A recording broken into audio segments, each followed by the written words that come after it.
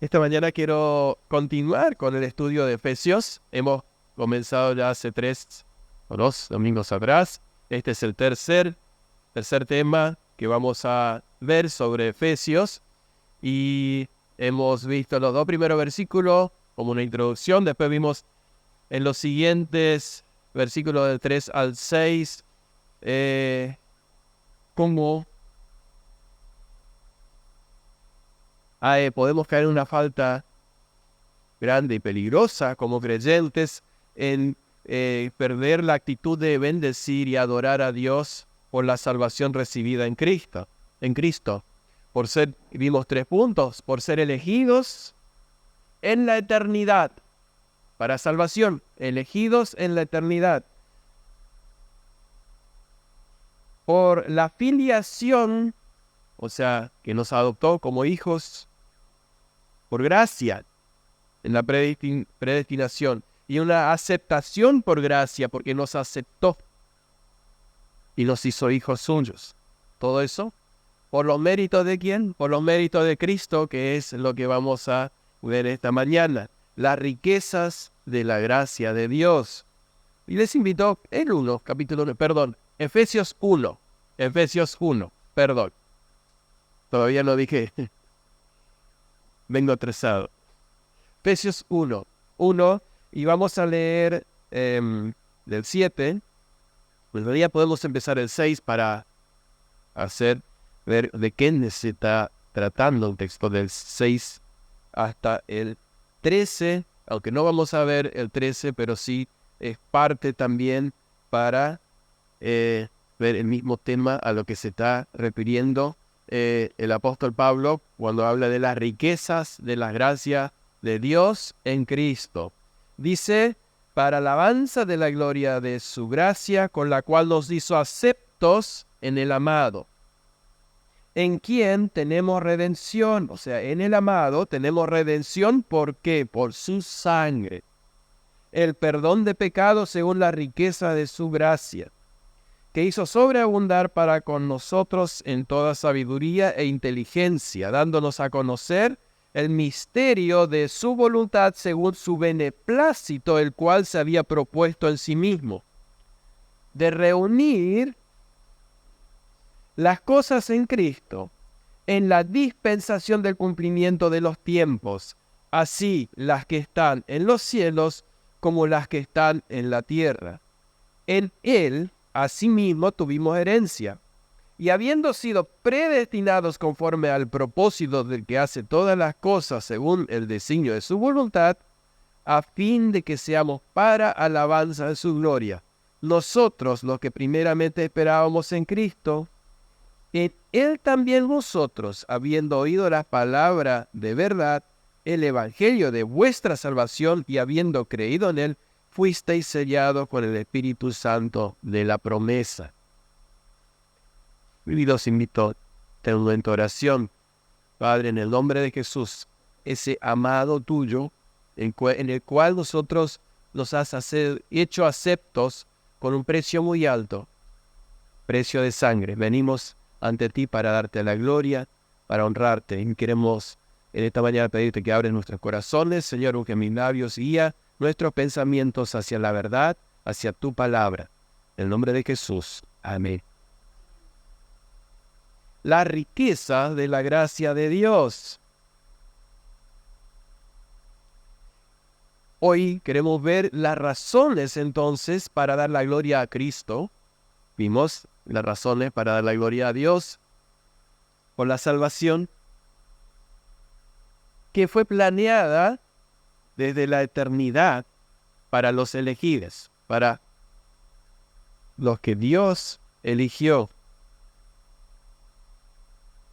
¿Alguna vez se han detenido a considerar las riquezas que Dios tiene? Algo dice el Padre rico, que es cierto, Él es el dueño de todo lo que vemos porque lo creó, y todo lo que no vemos porque es lo espiritual, lo que no vemos hoy. Dios es el Padre rico, y en su riqueza Él quiere compartir, por su gracia, esa riqueza con nosotros. A veces se malinterpreta y se dice, bueno, Dios quiere dar su riqueza y quiere llenarte de muchos bienes materiales. Son bendiciones de Dios los bienes materiales, pero la principal riqueza, sin la cual no sirve de nada las riquezas materiales, es las riquezas de la gracia de Dios por medio de Jesucristo para la salvación de nuestras vidas o nuestras almas.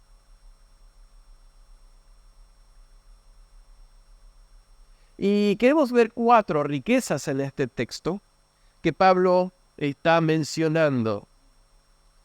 Tal vez en algunas no nos detengamos mucho, pero en otras sí quiero hacer un poco de énfasis. Y es en la primera que quiero hacer un poco de énfasis, que es la redención.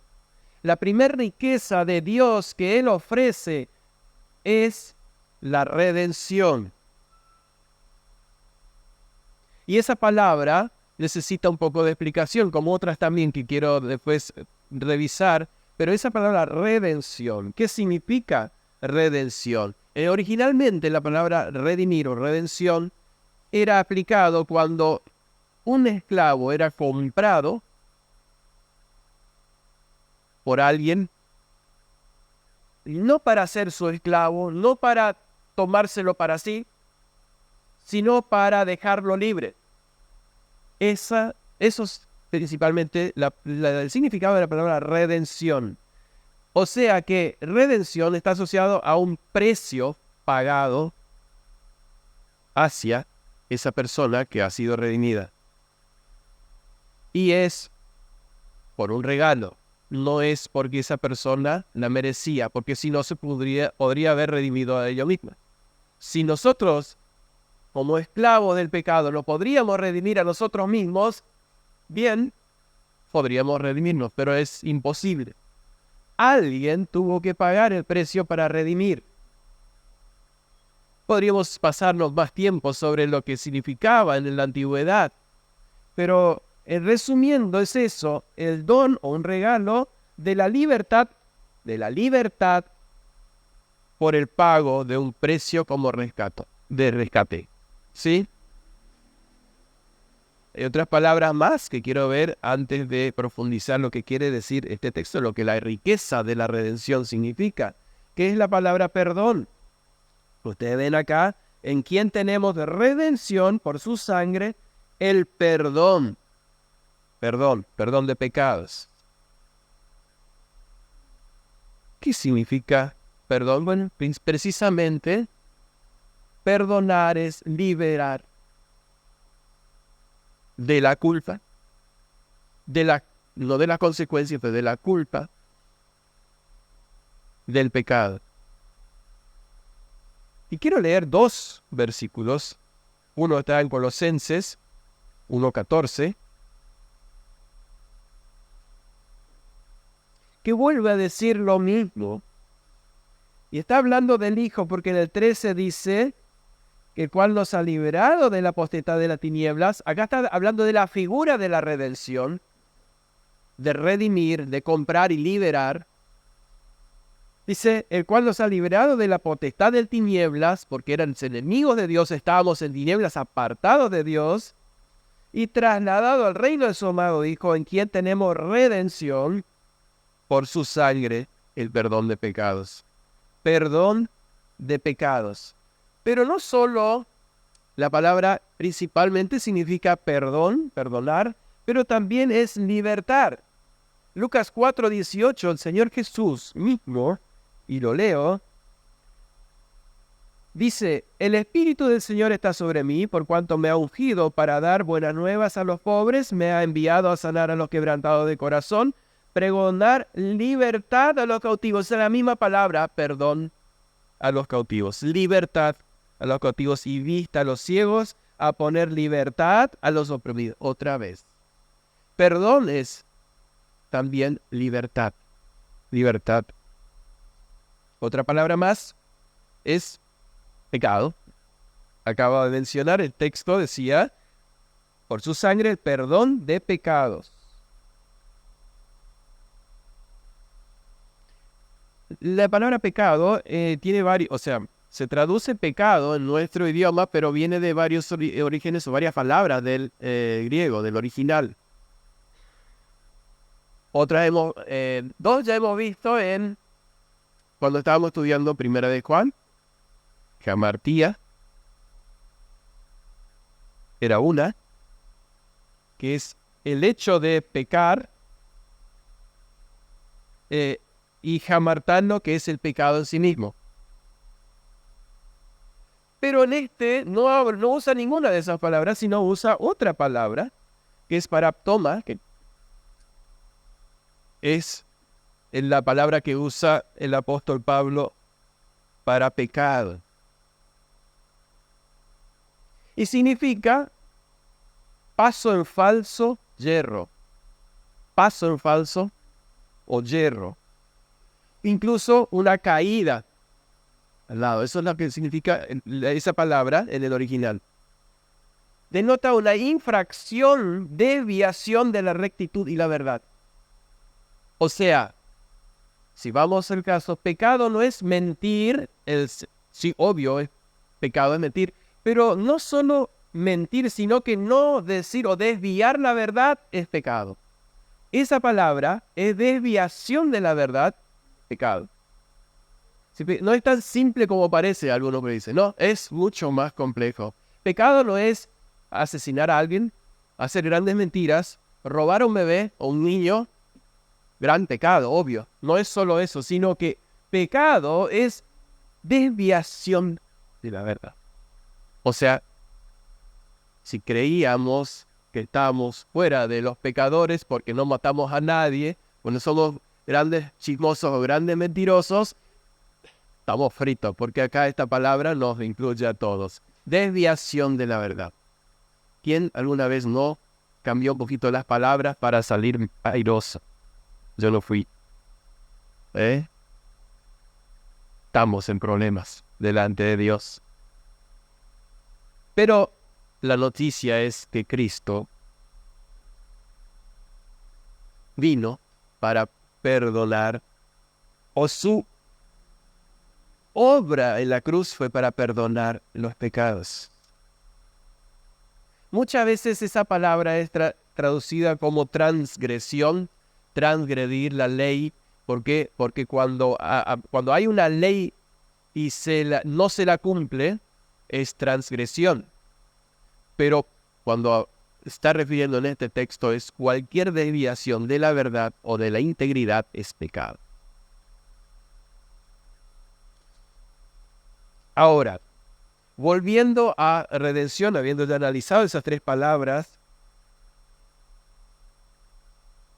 la redención es el gran tema de la revelación de la Biblia y específicamente del Nuevo Testamento.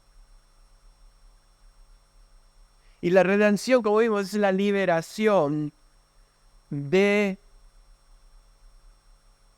poder del pecado, que es esclavizador. Es la liberación de la culpa del pecado y de las consecuencias, y escuchen bien, penales del pecado. No las consecuencias inmediatas, sino penales delante de Dios. La redención nos saca del poder del pecado, de la culpa y de las consecuencias finales para la eternidad.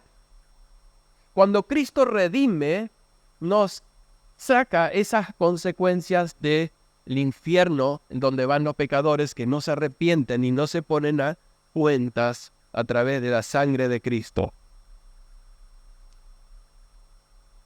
Ya dijimos que el término viene de comprar un esclavo y de dejarlo libre.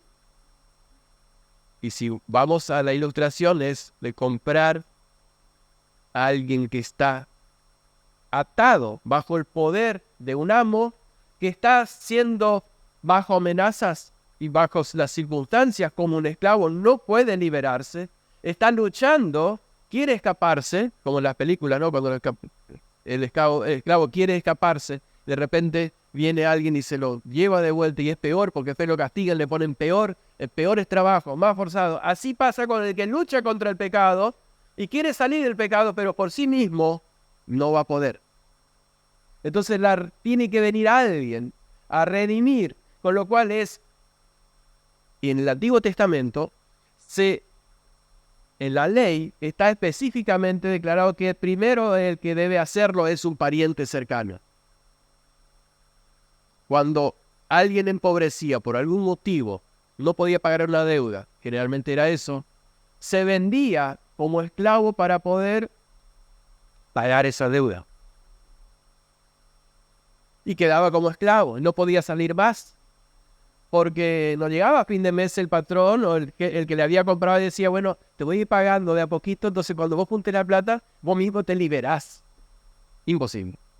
Tenía que venir un pariente y rescatarle. Qué buena noticia para los pecadores.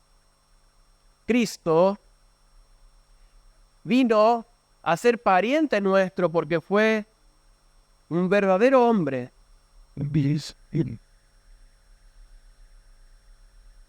Y como pariente, pudo pagar esa deuda que teníamos con Dios por haberle ofendido. Y que éramos por naturaleza hijos de ira.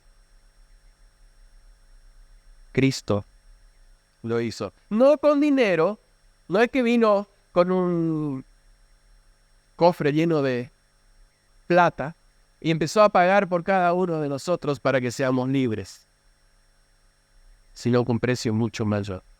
Porque no hay dinero en el mundo que puede pagar el precio, lo que vale un alma. Nadie lo puede pagar de ese nombre. El único que pudo pagar fue Cristo, derramando o haciendo el sacrificio en la cruz, derramando su sangre. Él mismo cumplió esa justicia divina que pendía sobre nosotros como por un hilo, de que en algún momento se corta ese hilo y viene sobre la cabeza y desaparecemos. En realidad no desaparecemos, sino va el castigo de Dios sobre nosotros. Pero vino, pagó el precio y quitó esa consecuencia final o penal, lo que colgaba sobre nosotros. Entonces, resumiendo, y para que podamos quedar con el término de remisión de pecados, incluye dos acciones. Primero, una acción negativa hacia el pecado, que sería liberación del pecado, negativo hacia el pecado, liberarnos de él. Y la segunda es reconciliarnos con Dios. Esa es la redención. No es solamente liberarnos del pecado, dejarnos libres. Bueno, ahora podés hacer lo que quieras, sino que ahora somos, en realidad, nos vuelve a hacer, o nos hace el puente en realidad con Dios, que es reconciliarnos con Dios. Y en eso el Nuevo Testamento y Pablo, y más adelante lo vamos a ver en Efesios también, cómo Dios nos ha reconciliado consigo mismo por las riquezas de su gracia. La redención no se obró por una vida perfecta de Jesús, una vida sin pecado, con un ejemplo moral, sino por la muerte o su muerte en mi lugar, por su sangre. Y quiero aclarar que el hecho de que la Biblia mencione muchas veces que fuimos comprados precio de sangre o por su sangre fuimos nosotros redimidos, la sangre en sí mismo no tiene un poder místico. No es algo supersticioso que teniendo la confianza en la sangre en sí misma esa nos redime. A veces algunos se van más allá y empiezan a reclamar la sangre, que la sangre de Cristo tiene poder por sobre todas las cosas, pero no es algo místico, sino que la obra completa en la cruz es la que nos redime. ¿Se entiende? Yo creo que esa confusión anda bastante en las redes. Hay bastante de eso. Incluso estuve mirando, perdón, no lo tenía acá anotado, pero me acuerdo que estuve mirando que hay 7 obras de la sangre de Cristo. La primera, me acuerdo así, que cuando goteó su sangre ahí en el Getsemaní, esa ya es un poder que tiene. 7 poderes de la sangre, así decía. Bastante mística la interpretación esa. La sangre tiene poder porque fue derramada del Cordero de Dios perfecto, sin mancha. Por eso tiene poder. La obra de Cristo es la que nos redime. Su persona, su vida derramada por nosotros. Dice entonces, ¿en quién tenemos redención? Perdón de pecados, según las riquezas de su gracia. La riqueza de su gracia, según el regalo de Él, nada de nosotros. Y seguimos más abajo, dice que hizo sobreabundar para con nosotros en toda sabiduría e inteligencia. Me quiero detener un poquito sobre esa palabra sabiduría e inteligencia. Es conocimiento. La sabiduría, esa palabra es de conocimiento, es discernimiento. Sabiduría es discernir. Muchos pueden tener, o podemos tener mucho conocimiento, pero en el momento de aplicarlo, el conocimiento no nos sirve. Para poder ser que sirva, debe ser sabiduría, discernir, poder decidir qué es lo correcto, qué es lo bueno. Bueno, más allá, ¿a qué se está refiriendo cuando dice que hice sobreabundar? O sea, una cantidad, un montón, quiere decir sobreabundar, de sabiduría e inteligencia. Según la Biblia hay varios tipos de sabiduría. Está la natural de este mundo. Está la de Dios, Romanos 11:33. Está la sabiduría de Cristo, según 1 Corintios 1:30. Pero lo que se refiere a esta sabiduría acá, en esta sabiduría, es la que Dios da a los suyos. O sea, nos redime, pero ya nos da un regalo. Es la sabiduría que podemos nosotros aprovechar.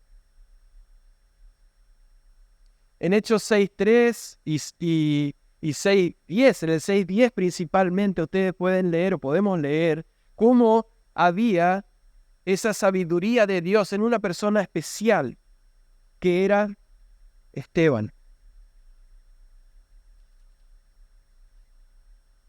Dice que había algunos de Alejandría, de Cilicia, de Asia, disputando con Esteban, pero no podían resistir a la sabiduría y al espíritu con que hablaba. Esa sabiduría está disponible. Pero no es que Dios se la entrega a cualquiera, sino a sus hijos, si está disponible, si es que la buscamos. Dice Santiago 1:5, el que tiene falta de sabiduría, pídasela a Dios, porque Él se le dará. ¿Ah? Está disponible, pero ¿qué dice? Pídala. Me temo de que mi falta de sabiduría está muy asociado al hecho de no estar pidiendo al Señor sabiduría, porque me creo que yo lo sé, tipo los fariseos que la sabían todas. Cuando yo pienso que la sé toda, ahí estoy en peligro. Necesito la sabiduría de Dios. Dios dice que nos redimió y nos da en abundancia, hizo sobreabundar en nosotros la sabiduría e inteligencia.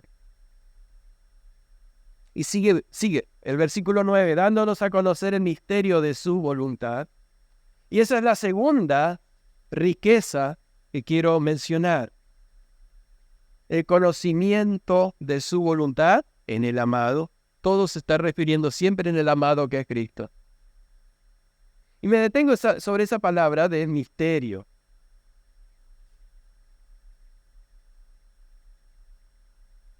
En su sentido ordinario, esa palabra que ustedes leen acá, dándonos a conocer el misterio, lo que normalmente se usaba en ese tiempo es algo, un conocimiento retenido, guardado, que no todos tenían acceso. Pero en la Biblia siempre está asociado en revelado. Eso no es lindo. Para el creyente no hay un misterio, sino que es algo revelado. Siempre el misterio es revelado. Siempre está en dando a conocer, revelado, declarado. El ejemplo está en Colosenses 1:26, no lo necesitan buscar. Dice, el misterio que había estado oculto desde los siglos y edades, pero que ahora ha sido manifestado a sus santos. Colosenses 1:26. Se usa, entre otras cosas, ese misterio. ¿Qué es ese misterio? En una verdad espiritual, como en 1 Corintios 13:2, que dice, si yo conociese todos los misterios y no tengo amor, de nada me sirve. Bien, es muy bueno conocer todos los misterios, pero el amor por sobre todas las cosas. Pero, bueno, entonces, ¿para qué entonces vamos a conocer los misterios? Dios revela en su amor, en su gracia, los misterios y dándonos a conocer el misterio. ¿Qué misterio es ese? El del Evangelio. Cristo, que es el mismo Dios revelado en condiciones de vida humana, revela el misterio. Colosenses 2:2. Si no cerraron Colosenses, si no, yo lo leo. Para que sean consolados sus corazones unidos en amor para alcanzar todas las riquezas en pleno entendimiento a fin de conocer el misterio de Dios, el Padre y de Cristo, en quien están escondidos todos los tesoros de la sabiduría y el conocimiento. Allá Dios lo tiene, pero ha sido revelado para nosotros. Está disponible para nosotros.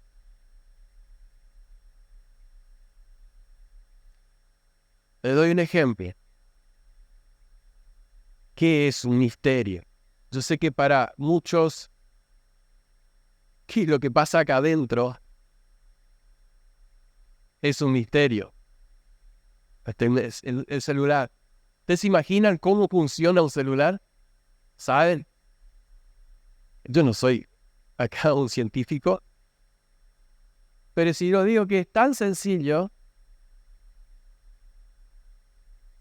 que la base de cómo funciona la computadora, un celular o una tablet, cualquier dispositivo electrónico digital, es entre una luz encendida y apagada. ¿Está prendida o está apagada? 0 o 1. Todo eso, acomplejándose y reuniéndose, es el celular. Pero para la mayoría de nosotros es un misterio. Sí, lo sé encender, reiniciar, hasta que lo reinstalamos porque a veces se pone lento, entonces lo reinstalamos y todo, pero sigue siendo un misterio. Pero si alguien se pone a estudiar, o viene un científico y se pone acá y nos empieza a enseñar todos los detalles, va a dejar de ser un misterio. Qué grande que es el Señor. Él se acercó, se hizo hombre, a mostrarnos, a traernos, a explicarnos, a revelarnos el misterio del Dios a través del Evangelio, que es disponer la salvación, la redención, mostrar que Dios nos quiere comprar para sí, liberarnos del yugo del pecado. El misterio, entonces, cuando habla en la Biblia, no es el de los paganos, que es solo para algunos ahí que están escondidos cuchicheando, y nosotros somos los que sabemos los misterios, sino en el cristianismo no hay algunos que saben los misterios y otros no. Necesitan revelar a los demás que no conocen. Dios reveló el misterio del Evangelio a todos. Y sigo, para no detenerme mucho. La tercera riqueza es la reunión de todas las cosas en el amado. Versículo 10. Dice, reunir todas las cosas en Cristo en la dispensación del cumplimiento de los tiempos. Este texto, este versículo, esta frase, sería suficiente para un mensaje. ¿Qué es lo que Dios reúne en Cristo? Parece una frase sencilla. Bueno, el hecho de que diga todas las cosas ya no es sencillo. ¿Qué es o qué son todas las cosas que Dios reúne? ¿De qué manera las reúne? La palabra reunir en el original es literalmente reunir bajo una cabeza, bajo una sola cabeza. Ese significa reunir. Y hay otra palabra que mi versión, las versiones de la mayoría de ustedes dice dispensación. Creo que en otra mayoría de las versiones lo dice dispensación, que a veces nos llama la atención y lo leemos y dejamos pasar por alta. ¿Qué es dispensar? Ahí está, dispenser. Muy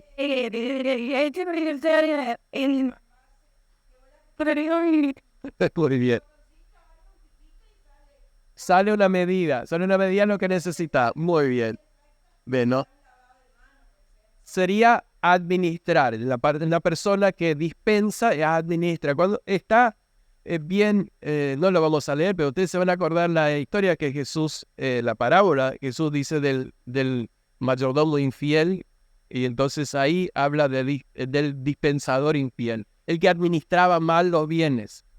Administrar es la palabra dispensar. Bueno, ahí aclarado esto, Dios entonces administrando los tiempos, en Gálatas dice que en el cumplimiento del tiempo, Dios, o sea, no es que fue un accidente, o bueno, llegó un momento que Dios aparece y dice, bueno, ahora le vamos a hacer nacer a mi hijo otra vez. ¿Cuál? ¿Quién? Ah, María. Bueno, está muy bien, me vino bien esta muchacha, me cae bien. Bueno, de ahí, ahora, este es el tiempo. No, Dios tiene todo dispensado, bien, vamos a decir, ordenado en nuestras palabras. Entonces, en la administración de sus tiempos, dice que reúne todas las cosas, las que están en los cielos como las que están en la tierra. ¿Cómo se puede reunir las cosas del cielo con la tierra? Si acá estamos en pecado. A ella le estoy dando la pista. La redención. La única manera de poder reunir es redimir. Esa redención nos hace aptos y nos une con el cielo. Y la palabra cielo acá se usa en estos términos como la morada de Dios, sinónimo de felicidad, poder y eternidad. O sea, une nuestro y nos da el privilegio de estar y de poder ingresar al cielo. Solo se puede reunir lo que estaba disperso. Si ustedes tienen un balde lleno de piedritas, ustedes ya no lo van a reunir. Ya están ahí reunidas. Pero si las piedritas están en el patio, usted va a salir a reunir cada piedrita. Ahí está, junta. Entonces, ¿qué es lo que estaba disperso y qué es lo que tiene que reunir? Aquello que estaba separado. Y es por medio de Jesús como Salvador. Y el primero es lo que ya mencionamos. A un Dios airado contra el hombre, contra nosotros pecadores, por medio de la redención, nos reúne con Cristo. Dios compró la sanación. Lo salvó. Pero si vamos a más allá y Dios ha comprado, ha reunido a Guillermo, a Fátima, estoy dando nombres así entre ustedes, cada uno ponga su nombre, nos ha comprado, usted ya ha sido comprado y pagado por el precio de sangre, por la fe en Jesús, nos reúne a nosotros, que es su cuerpo, que es la iglesia. Por eso estamos hablando de todas las cosas. Pero también cuando Dios reúne a varios de una familia, también hace la unidad en la familia. Dios, cuando reunir todas las cosas, hace la paz entre familia, entre amigos, entre vecinos, que se unen a Cristo por la salvación. Unen los matrimonios cuando ambos son reunidos a Cristo. Dios quiere unificar todas las cosas, o va a unificar todas las cosas al final de los tiempos, cuando va a venir como juez y va a eliminar el pecado y va a quedar su plena santidad, o la plena santidad, o el gozo eterno.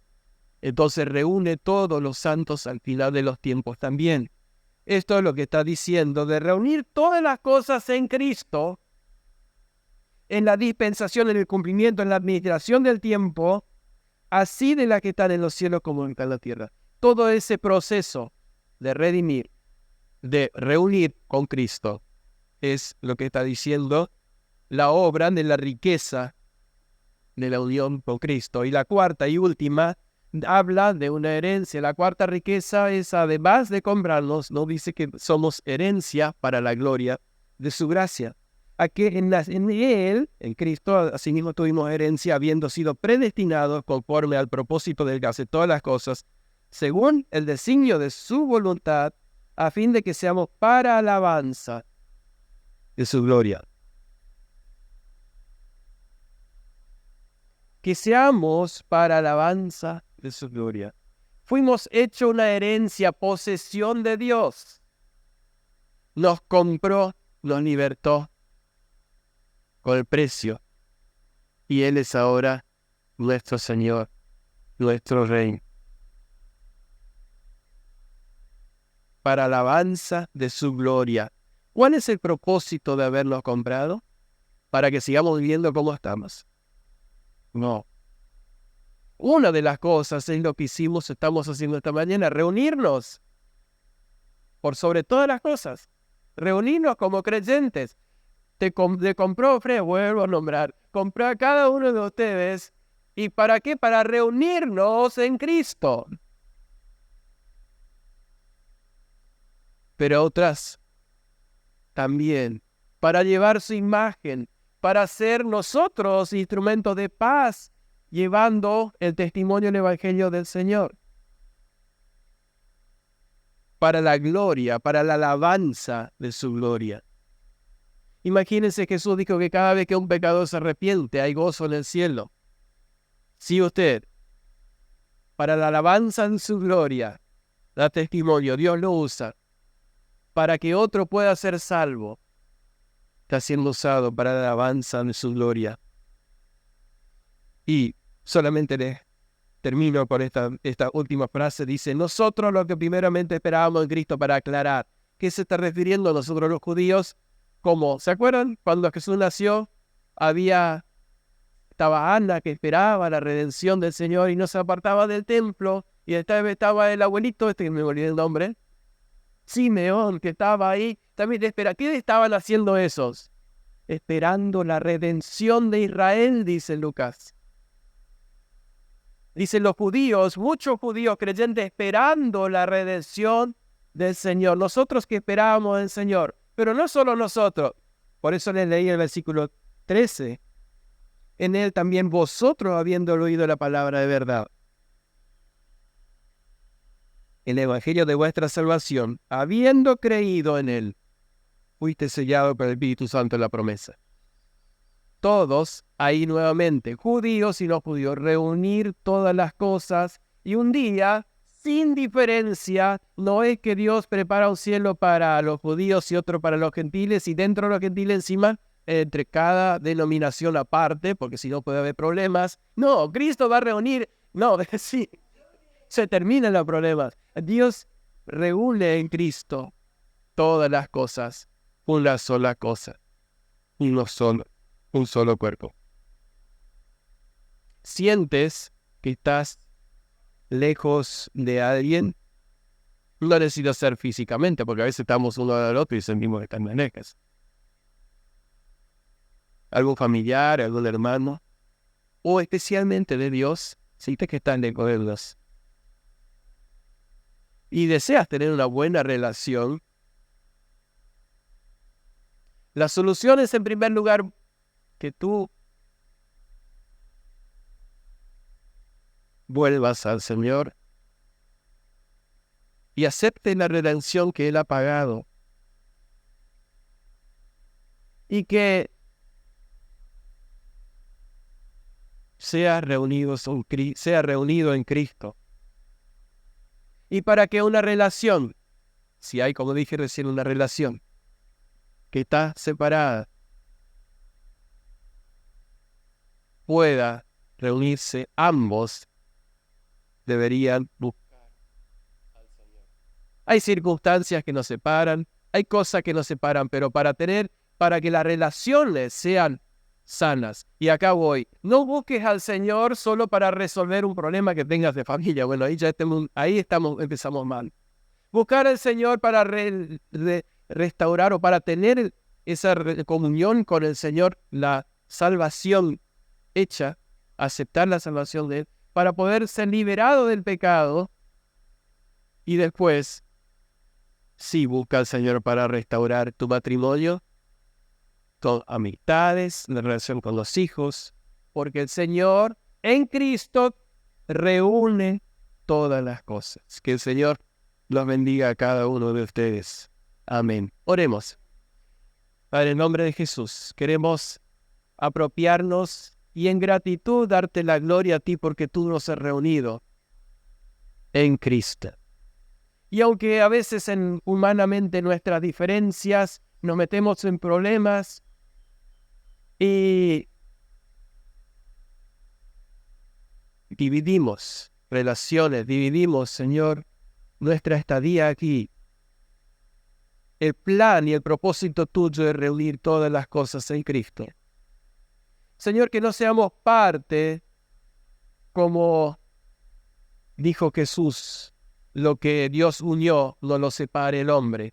Que nosotros no seamos parte de divisiones y separaciones, sino que busquemos siempre reunir y estar reunidos en todas las cosas como tú lo has dispuesto desde la eternidad. En el nombre de Jesús. Amén. Amén.